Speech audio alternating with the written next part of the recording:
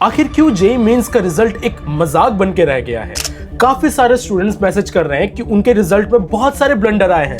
आखिर चल क्या रहा है कि एनटीए ने एक एग्जाम कंडक्ट करवाया जिस एग्जाम में बहुत सारे प्रॉब्लम्स आए, आंसर की अपलोड करने में इश्यूज आए और उसके बाद जब आंसर की आ गई तो स्टूडेंट्स के रिजल्ट में दिक्कत आ रही है। इन सब चीजों के बारे में स्टूडेंट्स का क्या कहना है आज की वीडियो में हम लोग डिटेल में डिस्कस करेंगे। जेईई मेंस का रिजल्ट अभी कुछ दिनों पहले आया है जिसके ऊपर हम लोगों ने एक वीडियो बनाई थी कि एनटीए ने क्या क्या ब्लंडर किए। उसमें काफी सारे स्टूडेंट्स के कमेंट आए जिसमें स्टूडेंट्स अपनी प्रॉब्लम बता रहे हैं और हमने जो प्रॉब्लम कवर की उसके अलावा एक दूसरा एंगल निकल के आया है कि आखिर उस रिजल्ट में क्या क्या ब्लंडर्स हो रहे हैं। तो आज की वीडियो में हम लोग उन सारे स्टूडेंट्स के कमेंट्स पढ़ेंगे और समझेंगे कि यहाँ इनकंसिस्टेंसी क्या आ रही है। लेकिन उससे पहले बता देते हैं कि ये जो ज्यादातर कमेंट्स है ये है परसेंटाइल स्कोरिंग के ऊपर। जेईई मेंस का स्ट्रक्चर ये होता है कि 300 मार्क्स का पेपर होता है और वो 300 मार्क्स के हिसाब से स्टूडेंट को कोई ना कोई परसेंटाइल मिलता है जितना वो स्कोर करते हैं। अब जेईई खुद से ये लिस्ट नहीं निकालती है कि कितने मार्क्स पे कितना परसेंटाइल मिलता है, वो सीधे जब रिजल्ट निकालती है तो स्टूडेंट को उनके परसेंटाइल बता देती है। तो इसके लिए अलग अलग प्राइवेट कंपनीज हैं, कोचिंग इंस्टीट्यूट्स हैं जो अपनी अलग कंपैरिजन शीट निकालते हैं जिसमें वो ये बताते हैं कि इतने मार्क्स में आपका क्या परसेंटाइल हो सकता है, जो बहुत सारे स्टूडेंट के मार्क्स और परसेंटाइल को एनालिसिस करने के बेसिस पे बनाते हैं। तो आज हम लोग जो score versus percentile sheet analysis करेंगे वो आकाश की है और ज्यादातर वेबसाइट पे सिमिलर ट्रेंड है। इसमें आप सीधा सीधा देख सकते हैं कि 290 से लेकर 280 तक अगर कोई स्कोर स्टूडेंट करता आउट ऑफ 300 तो उसकी 99.999 परसेंटाइल के आसपास हो सकती है, जो कि काफी अच्छी है। और ये 99 परसेंटाइल मेंटेन रहती है 160 से लेकर 150 के मार्क्स के बीच में, यानी कि 150 से लेकर 300 तक के बीच में 99 परसेंटाइल के बीच में आ सकते हैं। और अगर हम लोगों को 90 परसेंटाइल के भी नीचे आना है तो 60 से लेकर 70 मार्क्स या उससे भी कम लाना पड़ेगा, तब जाके 90 परसेंटाइल के नीचे स्कोर आना स्टार्ट होगा। तो आप समझ सकते हैं कि 90 परसेंटाइल के ऊपर स्कोर करना कंपैरेटिवली काफी इजी होता है। अब चलिए स्टूडेंट्स के कमेंट्स देखते हैं कि वो क्या कह रहे हैं। सबसे पहला कमेंट है कि I am a dropper and my shift was 4 April shift 1। I scored 84 marks but when the result got out I scored 10 percentile. How NTA have finished my whole life. चलिए हम लोगों ने जो कंपैरिजन शीट देखी थी, अगर किसी के 84 मार्क्स आते हैं तो उसके पास कितने परसेंटाइल होने चाहिए।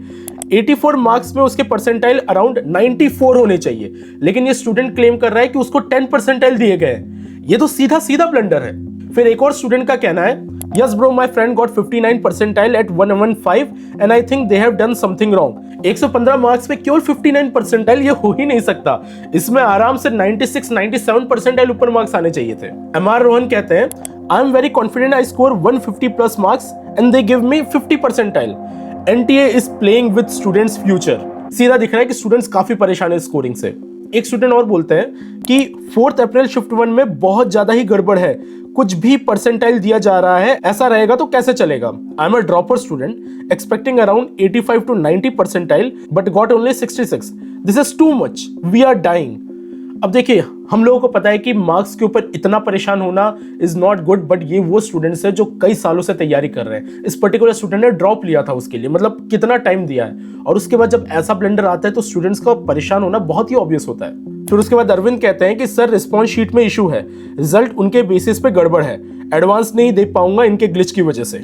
एक स्टूडेंट कहते हैं कि sir I am from 7th April shift 2 and got 82.1 percentile in Jain attempt. After that even after studying PYQ mock test to a point I can certainly clear the cutoff and attempt 200 marks in April, still got 72.1 percentile. I am confused and shocked. Students बहुत ही ज्यादा परेशान है कि exactly हो क्या रहा है ये। Sir, I have 80 percentile in April 3 shift 2, but I have 58 percentile. One of my friend has 70 marks but 78 percentile. He was also of same shift. ये तो सीधा सीधा बहुत ब्लंडर दिख रहा है जो स्टूडेंट्स के साथ हो रहा है। अब देखिए ऐसे में कमेंट्स गिनाने जाऊंगा तो बहुत सारे। सीधी बात यह है कि इस बार जो हुआ है उससे स्टूडेंट्स काफी परेशान है, लेकिन ये एग्जाम भी निकल जाएगा, ये न्यूज भी दब जाएगी, स्टूडेंट्स के करियर के जो नुकसान हुआ उसके ऊपर कोई बात नहीं होगी। अगले साल फिर से जेईई का एग्जाम होगा, कोई ब्लंडर हो जाएगा उसमें भी, फिर से इशू रेज होगा, लेकिन फिर से बात दब जाएगी। कब तक ये चीज चलती रहेगी? It's time that we need to raise our voice against this, कि स्टूडेंट्स के साथ जो इनजस्टिस हो रहा है उसके ऊपर आवाज उठानी पड़ेगी। ऐसे ही हम लोग सीधे एक्सेप्ट नहीं कर सकते इस चीज को। कमेंट करके बताइए कि आप लोगों का इस इशू के बारे में क्या सोचना है। अगर आपकी भी खुद की कोई स्टोरी है तो नीचे कमेंट्स में बताइए, हम लोग जरूर उसको हाईलाइट करेंगे। हम लोग फिर से मिलेंगे नेक्स्ट वीडियो में ऐसी चीजों के बारे में डिटेल में डिस्कस करते हुए। तब तक के लिए स्टे क्यूरियस, कीप लर्निंग।